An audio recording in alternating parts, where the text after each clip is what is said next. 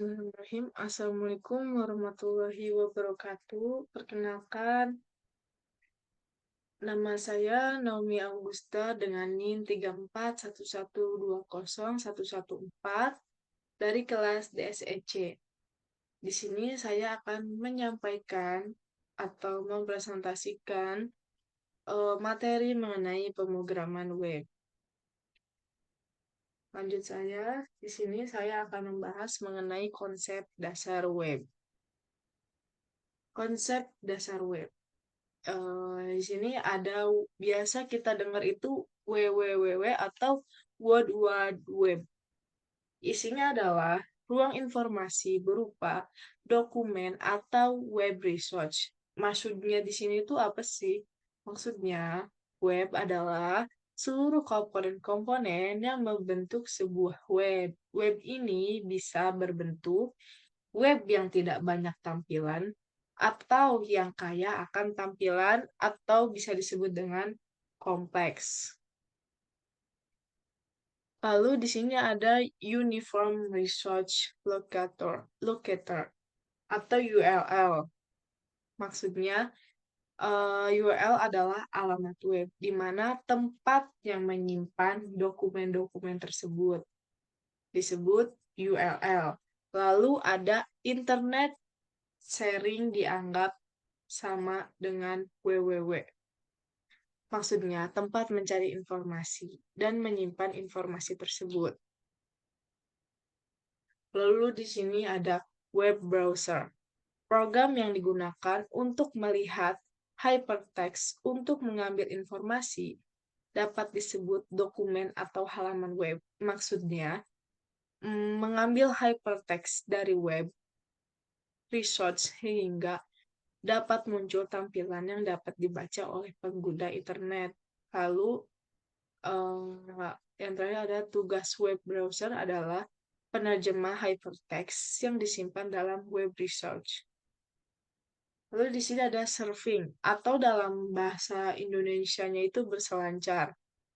Maksudnya, istilah user mengikuti seluruh menu di setiap halaman web, berpindah dari satu dokumen ke dokumen lain, berinteraksi dengan server.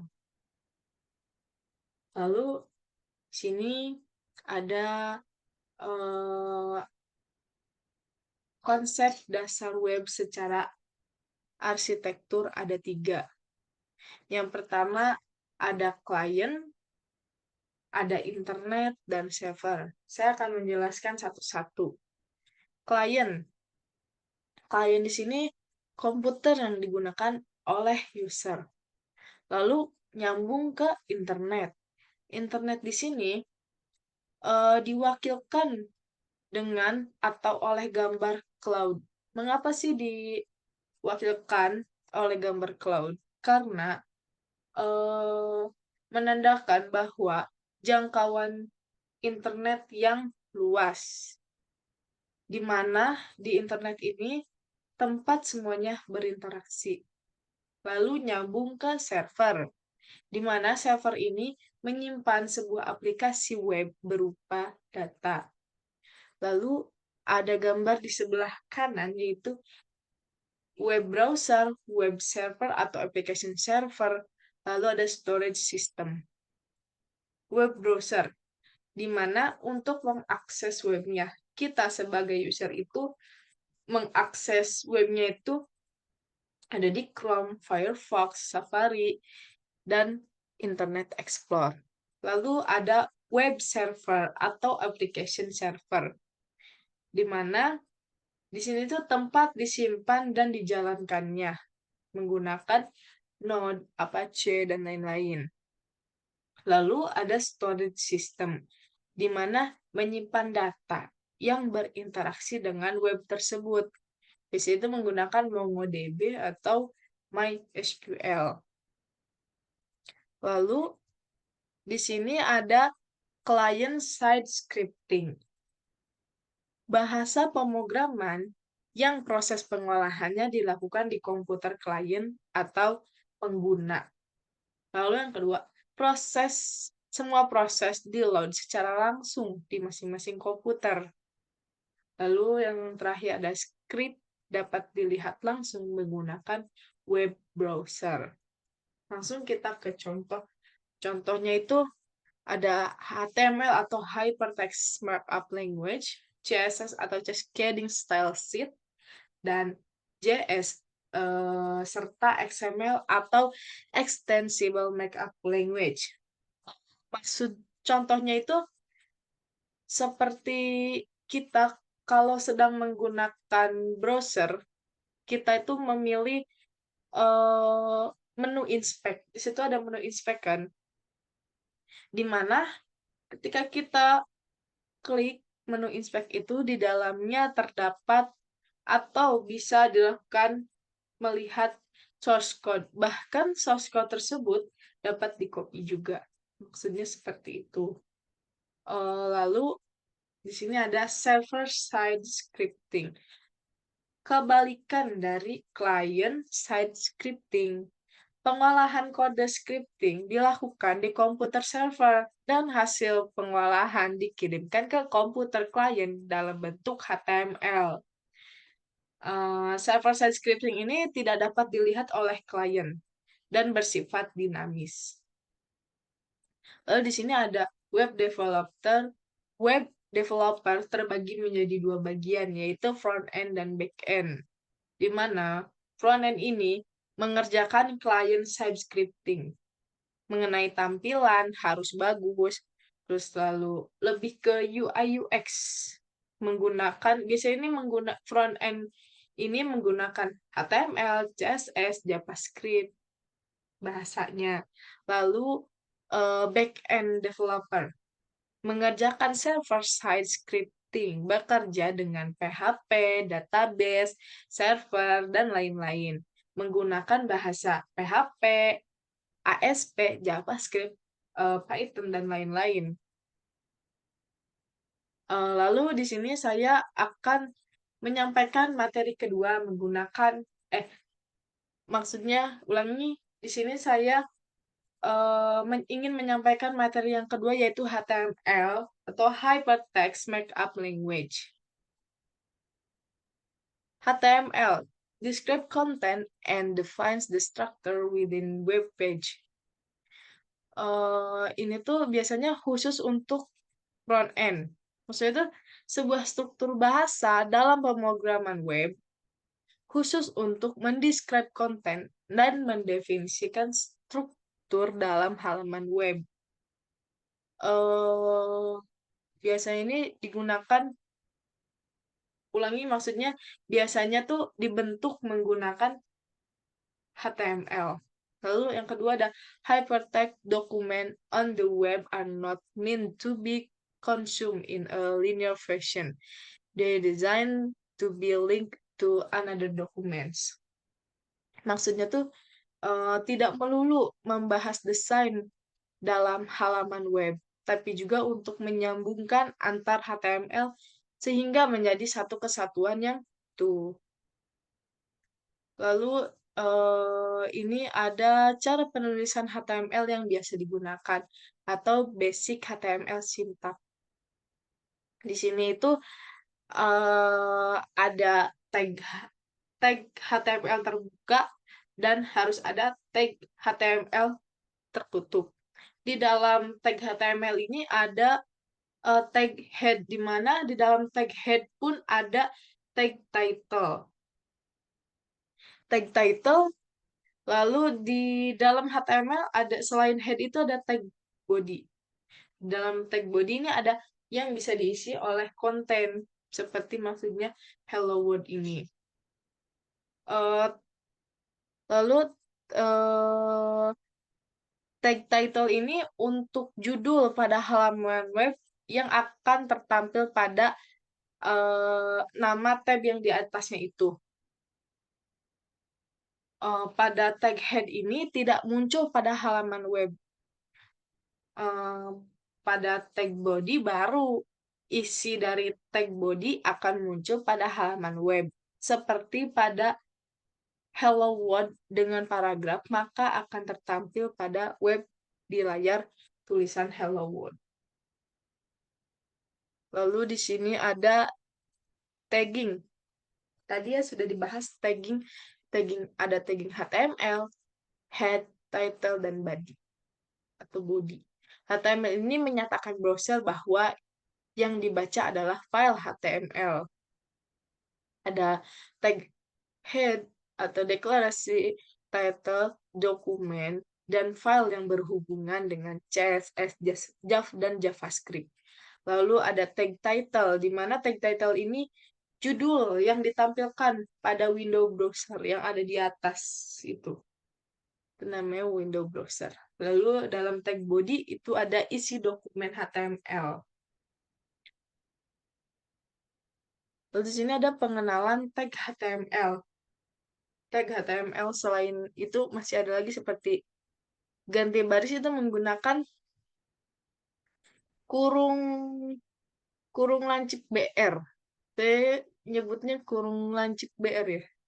Lalu ada paragraf itu dengan P, cetak tebal itu pakai B, B itu artinya bold. Cetak miring itu pakai I, artinya italic. Nanti outputnya akan kata-kata jadi miring. Lalu di sini ada cetak garis bawah menggunakan U. Heading. Heading itu ada heading 1 sampai heading 6. Di mana heading ini biasanya itu digunakan untuk judul. Heading 1 itu yang paling besar, heading 6 itu yang paling kecil. Jadi 1, 2, 3, 4, 5, 6. Itu bertahap gede, sedang jadi kecil. Lalu ada pengaturan font. Di sini ada font face. Font face itu apa sih motifnya kayak gimana si fontnya.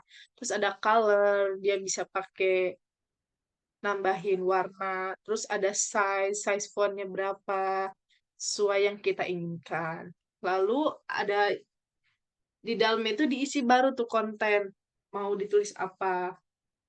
Lalu di sini ada warna, bisa memberi warna tulisan menggunakan tag body text. Warnanya apa? Lalu isi kontennya. Atau bisa cara yang kedua dengan menggunakan kode warna. Kode warnanya apa nih?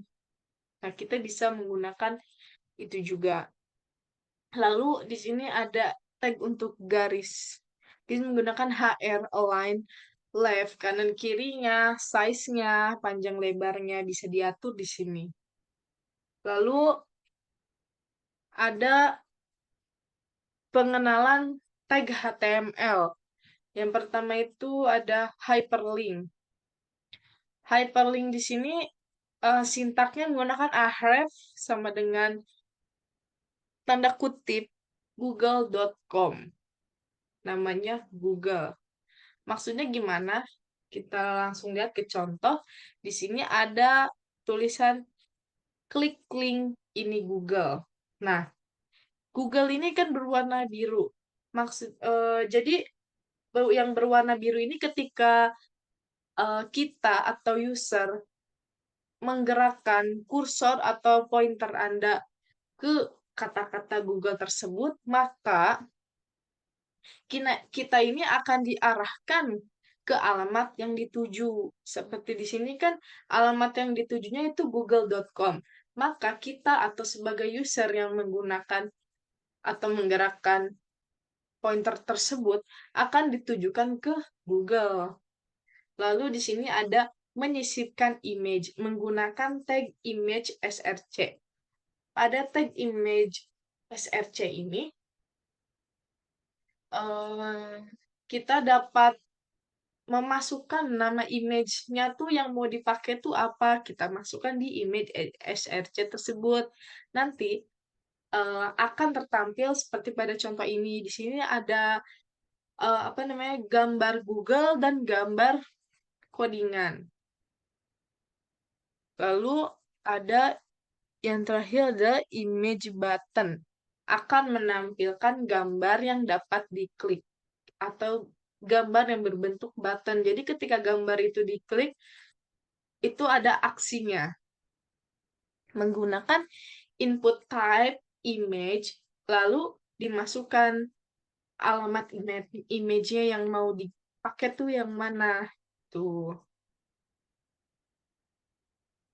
Lalu di sini ada eh, apa source code untuk tabel, penggunaan tabel seperti ini.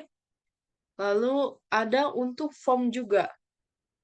Pada HTML ada juga form, di mana teks banyak baris itu menggunakan teks area, teks rahasia, atau untuk password itu menggunakan input type, password tuliskan. Lalu ada pilihan tunggal atau single selection, atau drop down menggunakan input type-nya radio. Lalu pilihan majemuk atau multiple selection menggunakan select multiple. Lalu di sini ada checklist. Checklist ini input type. Biasanya kalau checklist ini menggunakan checkbox. Lalu ada data bawaan atau tersembunyi atau data yang hide. Input type-nya hidden. Lalu ada file, input type-nya file, ada gambar, input type-nya image, lalu ada aksi user. Melalui si user melalui penekanan atau tombol bisa submit, reset, dan button itu menggunakan type-nya submit, reset, button. Lalu di sini ada form dalam HTML. Di sini ada tag form digunakan untuk membuat sejenis formulir dalam bentuk HTML yang diinput oleh pengguna. Jenis form berdasarkan masukan. Ada yang berupa karakter seperti huruf, angka, dan simbol, lalu image atau video, lalu yang terakhir adalah dokumen. Lalu di sini ada atribut form yang sering digunakan atau harus ada atau bisa disebut ini tuh penting gitu. Ada 3, yaitu ada action, method, and type. Dalam metode ini terbagi menjadi 2, yaitu method get dan method post. Seperti pada contoh ini gambar saya masukkan contohnya action. Action ini digunakan untuk mendefinisikan alamat tujuan data yang diinput. Action ini maksudnya action ini tuh di mana data itu akan dipasingkan atau dikirimkan kemana. Itu menggunakan action. Lalu ada method get. Method get ini method default ketika data dari form ingin disubmit, namun nilai aslinya akan muncul di URL. Metode ini lebih bagus untuk data yang non-secure, seperti query searching di Google. Jangan pernah mengirimkan data yang krusial atau penting menggunakan metode get ini, karena data akan muncul pada URL. Lalu ada metode post. Metode submit form data yang dilewatkan melalui server base dan isi value yang dikirimkan dari form data disembunyikan atau tidak dimunculkan di URL. Biasanya digunakan untuk mengirim data penting yang tidak dipublikasikan. Submit data dengan metode post tidak dapat ditandai atau di bookmark karena tidak terlihat passing value-nya. Lalu di sini ada type atau encryption type digunakan untuk mendefinisikan cara form data harus di-encode ketika data disubmit ke server. Apa sih itu encrypt? Encrypt itu upaya menyamakan atau menyembunyikan informasi yang sedang dikirim sehingga informasi yang dikirim tidak bisa didapat dilihat atau diapa-apakan saat di pertengahan jalan atau ketika data itu sedang dikirim, bisa saja orang itu iseng atau gimana data tersebut berubah. Nah, menggunakan encryption type ini tidak bisa seperti itu.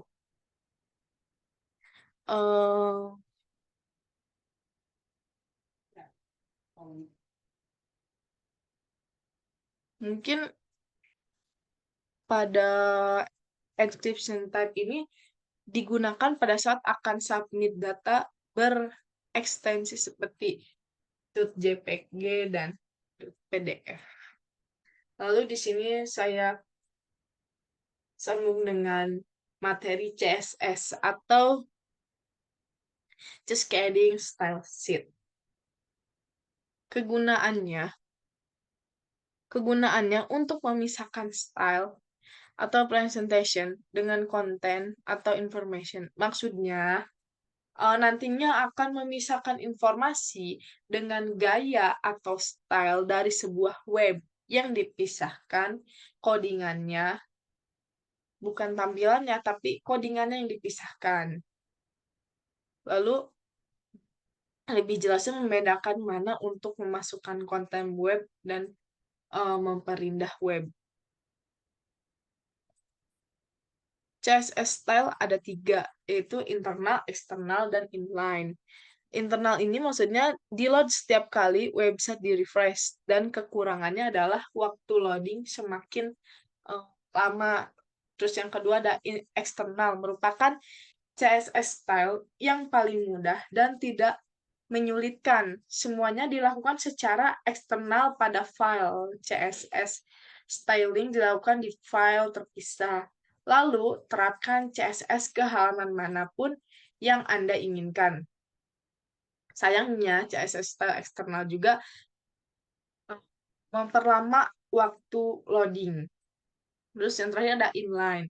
Inline menggunakan elemen spesifik yang memuat tag style karena setiap komponen harus di-stylish. Maka inline bukan metode yang tepat jika Anda ingin menggunakan CSS dengan cepat. Sini ada keuntungan juga menggunakan CSS. Ada restyling atau maksudnya adalah tampilan yang bisa lebih kaya jika menggunakan CSS.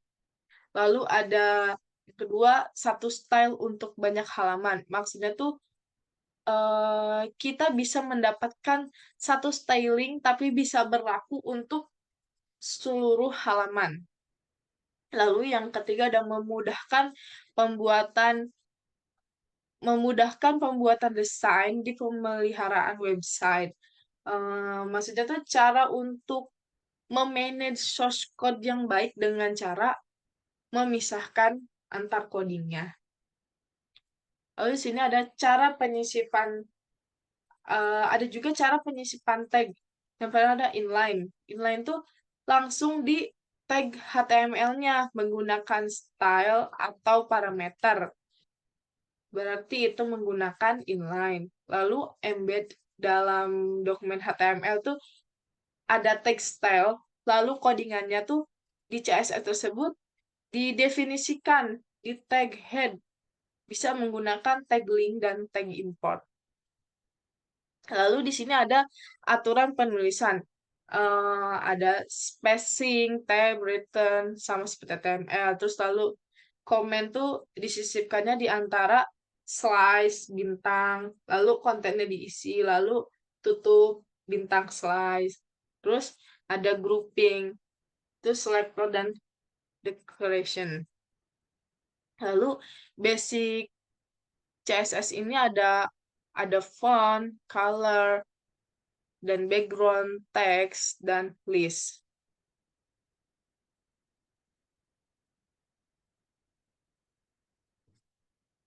Sini ada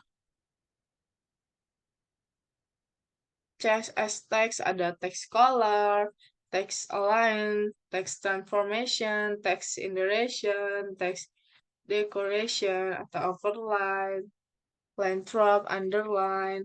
Lalu di sini ada CSS font, font family, font style, font size. Kalau kita ingin merubah dalam font itu bisa menggunakan ini. Lalu di sini ada styling CSS link, styling link, bisa link, visit, hover, atau dan aktif. Di mana ketika Anda sedang membuka halaman web, dan menggeserkan kursor Anda, misalnya Anda geserkan pada judul, maka akan ada efek warnanya menjadi agak gelap atau yang lainnya. Yaitu itu tuh dari efek dari styling CSS tersebut. Jadi ketika Anda masukkan atau geserkan kursor atau ininya seperti ke sini tuh nanti berubah warnanya gitu. Lalu eh ada CSS model box. Di sini tuh ada margin, border, padding, dan konten, di mana margin itu memberi jarak antar konten. Border itu batas yang memisahkan antara konten luar dan konten dalam. Lalu di sini ada padding, jarak antara border dan konten. Lalu di sini saya akan menjelaskan materi mengenai Bootstrap. Bootstrap adalah framework CSS, HTML, dan JavaScript untuk mempermudah pembuatan website responsif dan mobile friendly. Dengan framework ini, developer bisa bekerja lebih cepat dan dengan memanfaatkan berbagai fungsi dari fitur framework. Lalu, tujuan dari fungsi Bootstrap adalah untuk membuat website responsif dan mobile first. Jadi semua elemen itu, semua elemen antarmukanya tuh website dipastikan bisa bekerja secara optimal di semua ukuran layar, baik desktop maupun mobile atau perangkat seluler.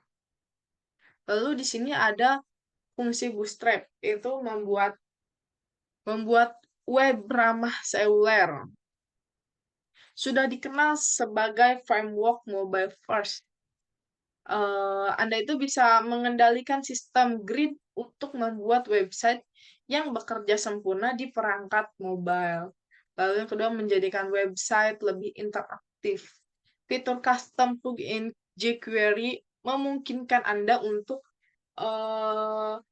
berkreasi dengan pop-up, transisi, cursor, dan elemen interaktif lainnya. Lalu yang selanjutnya menambahkan elemen website lebih mudah. Memanfaatkan koleksi elemen bawaan. Anda bisa langsung menambahkan menu drop-down, navigasi, thumbnail gambar, dan elemen dasar lainnya ke dalam website. Selanjutnya, mempercepat resize gambar. Anda tidak perlu menyediakan file gambar dalam banyak ukuran atau menambahkan skrip panjang untuk membuat gambar responsif. Cukup dengan class image responsive. Ukuran gambar di website Anda akan menyesuaikan ukuran layar perangkat user secara otomatis. Lalu selanjutnya, mendesain tampilan web modern. Era website statik klasik telah lama selesai. Sekarang adalah website masa keemasan modern dengan tampilan segar, bersih, dan relatif minimalis. Dan Bootstrap adalah framework unggulan untuk mewujudkan website modern kekinian. Lalu selanjutnya pengembang menghemat waktu. Tidak perlu membuang-buang waktu untuk mengembangkan website dari nol. Dengan berbagai fitur framework bawaan, Anda bisa menghasilkan website berkualitas dalam waktu singkat. Lalu, kelebihan Bootstrap itu mudah digunakan, desain responsif, pengembangan lebih cepat, mendukung kustomisasi, terus konsistensi terjaga, koleksi template dan tema bervarian, komponen freestyle, paket komponen JavaScript. Lalu selanjutnya ada pengenalan JavaScript. JavaScript adalah bahasa script yang digunakan untuk membuat konten halaman web dinamis berfungsi untuk membuat elemen yang mampu meningkatkan interaksi pengunjung seperti menu drop-down, animasi, dan warna background dinamis. Fungsi JavaScript yang paling utama adalah untuk pengembangan aplikasi web dan mobile, membangun web server dan aplikasi server, membuat website yang interaktif, serta game development. Lalu di sini ada fungsi JavaScript. Efisiensi pengembangan aplikasi web dan seluler, membangun web server dan aplikasi server.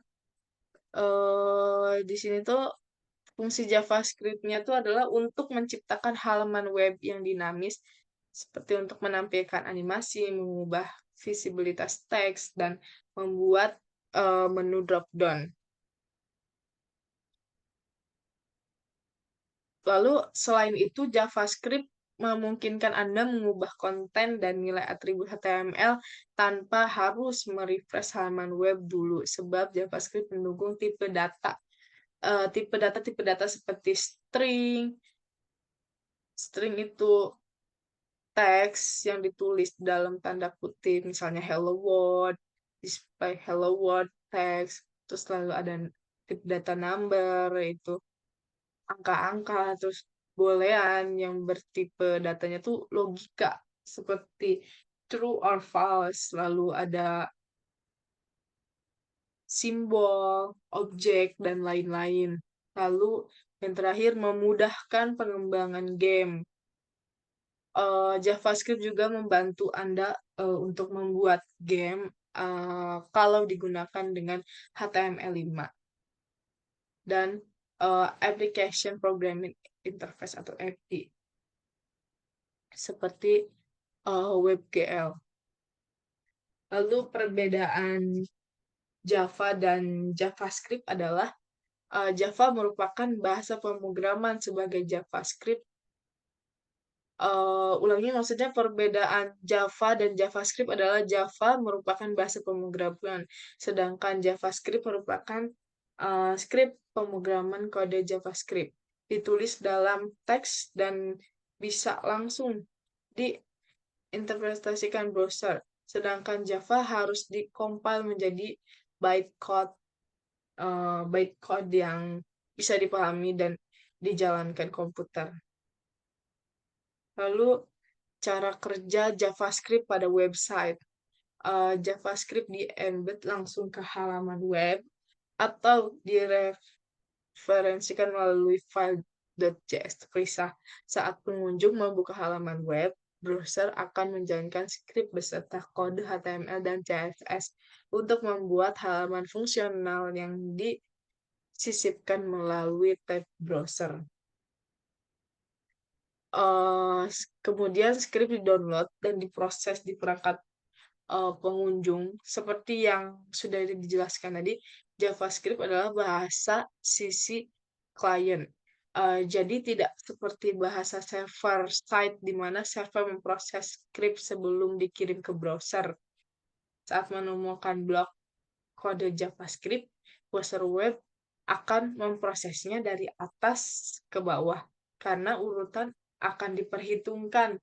Pastikan Anda mereferensikan objek atau variabel dalam blok lebih dulu sebelum memodifikasinya. Apabila memiliki variabel tanpa nilai, error undefined akan muncul. Lalu masuk ke materi JSON with XML. Apa itu JSON? JSON itu singkatan dari JavaScript Object Nation.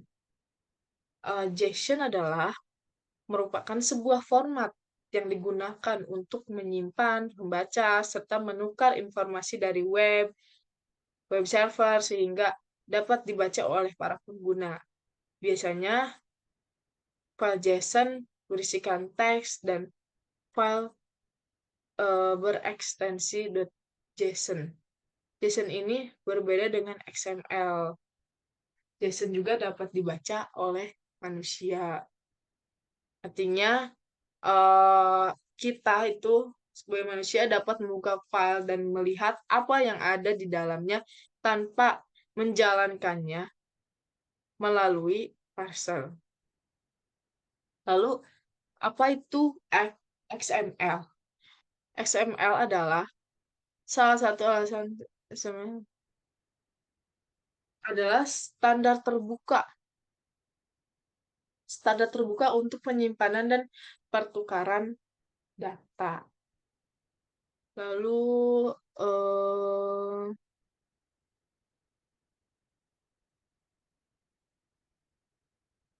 bahasa markup untuk menjelaskan struktur dan konten file. Di sini ada manfaat menggunakan XML. Di sini itu salah satu alasan terbesarnya adalah lebih fleksibel daripada HTML, yang berarti Anda dapat dengan mudah membuat bahasa markup khusus untuk situs web atau aplikasi Anda. Selain itu, memudahkan untuk menformat data dan menampilkan dengan benar di browser atau perangkat apapun. Dokumen XML atau data XML adalah kumpulan elemen dan atribut yang dapat berlangsung di dalam satu sama lain. Elemen dikelilingi oleh tag pembuka dan penutup, sedangkan atribut tidak. Sebuah elemen dapat berisi sub-elemen, data karakter, dan teks. Lalu di sini ada materi terakhir, yaitu pengenalan PHP dasar. PHP atau Hypertext Preprocessor menyediakan fasilitas pemrograman sekuensial dan berorientasi objek di side server atau server-side scripting. Lalu kode PHP dikompilasi dan diproses oleh web server. Kemudian hasilnya baru ditampilkan oleh browser. Kode PHP tidak terlihat jika source page dibuka di browser.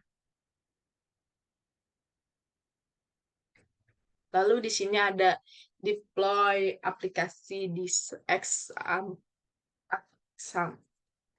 Jalankan web server Apache. Lalu buat folder, contohnya Halo PHP. Di path instalasi htdocs slice. Akses melalui browser dengan alamat localhost dengan nama namanya tersebut. Ini namanya, contohnya di sini Halo PHP. Lalu, mengapa menggunakan PHP? Yang pertama, cenderung mudah dipelajari. Dibanding beberapa bahasa pemrograman populer yang lainnya, PHP lebih mudah dipelajari. Lalu, selanjutnya, materi belajar yang melimpah.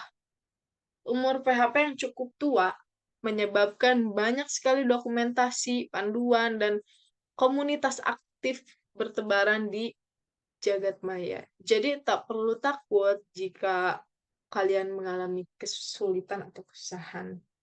Banyak di luar sana. Lalu ada PHP bersifat open source. Siapapun bisa menggunakan PHP tanpa mengeluarkan biaya sepeser pun.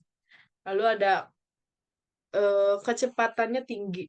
PHP terbukti bisa meningkatkan kecepatan loading dibandingkan bahasa lain. Misalnya lebih cepat 3 kali daripada Python pada beberapa kasus. Lalu selanjutnya, banyaknya pilihan database. PHP bisa digunakan di hampir semua jenis database melalui dari MySQL hingga non-relational database seperti REST. Lalu ada compatibility yang baik dengan HTML. Script PHP tidak ganggu HTML sama sekali, justru mereka berdua saling melengkapi. Lalu ada selanjutnya fleksibilitas tinggi. PHP bisa dikombinasikan dengan banyak sekali bahasa pemrograman lain sehingga bisa Anda gunakan sesuai kebutuhan. Lalu ada multi-platform. PHP bisa Anda gunakan di macam-macam operating system, mulai dari Windows, Linux, hingga macOS. Lalu selalu diperbarui. Sejak pertama kali muncul tahun 1995, hingga sekarang PHP itu semakin berkembang versinya. Lalu yang terakhir ada mendukung layanan cloud. Siapa sangka walau umur PHP itu hampir 2 dekade atau lebih, tapi bisa mendukung layanan cloud dengan scalabilitas yang baik. Lalu di sini ada sintak dasar PHP. Sini hmm, T kurung K. Katanya PHP ini adalah kode wajib untuk membuka program PHP. Terus echo itu adalah sebuah perintah untuk menampilkan teks. Seperti di sini selamat datang. Teks yang hendak ditampilkan dan ditulis di antara tanda petik dan titik koma itu akan muncul nanti di layar. Lalu di sini ada teks tanda tanya tutup kurung itu adalah kode untuk mengakhiri PHP dan wajib digunakan saat digabung dengan bahasa pemrograman lain seperti HTML. Lalu di sini ada sintak sintak dasar HTML. Di sini tuh dalam sintak HTML itu disebutkan source code apa tuh namanya PHP tersebut seperti so halo selamat siang, maka hasilnya itu ada seperti yang di sebelah kanan itu selamat siang muncul. Di sini ada sintak pada CSS. Di sini tuh disebutkan sintak PHP dalam CSS, di mana CSS ini kan bisa memberi warna atau apapun itu, mempercantik lah istilahnya. Di sini akan tertampil seperti selamat datang, semoga harimu menyenangkan. Seperti itu. Lalu ada penulisan kode-kode PHP yang pertama ada PHP native dan PHP framework. Native adalah penulisan kode PHP dari nol ketika melakukan perancangan sebuah website. PHP native sering digunakan oleh developer yang memiliki keahlian coding cukup baik atau mereka yang ingin membuat kerangka alur yang dengan fungsional tinggi. Lalu ada PHP framework. Ketika menggunakan framework, developer dapat memanfaatkan kerangka pengelolaan website yang sudah jadi. Artinya tidak perlu membuatnya dari awal sehingga memudahkan pekerjaan. Framework adalah kerangka kerja yang dapat membantu developer bekerja lebih efisien dan menyelesaikan pengembangan website lebih cepat. Nah, di sini ada PHP dan MySQL. PHP sering digunakan bersama dengan MySQL untuk membangun sebuah website yang dinamis. MySQL adalah sebuah sistem manajemen database yang akan mengakses dan memproses data. Lalu, bagaimana sih proses kerja keduanya? Sebelumnya PHP dan MySQL itu harus sudah terhubung atau saling terhubung satu sama lain. Nah, ketika ada permintaan dari browser ke web server, PHP akan menghubungkan MySQL server untuk mencarikan data yang dibutuhkan di database. Setelah mendapatkan datanya, MySQL server akan meneruskan informasi tersebut ke server untuk dilanjutkan ke browser. Mungkin cukup sekian materi yang dapat saya sampaikan. Mohon maaf jika ada kesalahan atau masih banyak kesalahan. Terima kasih atas perhatiannya. Wassalamualaikum warahmatullahi wabarakatuh.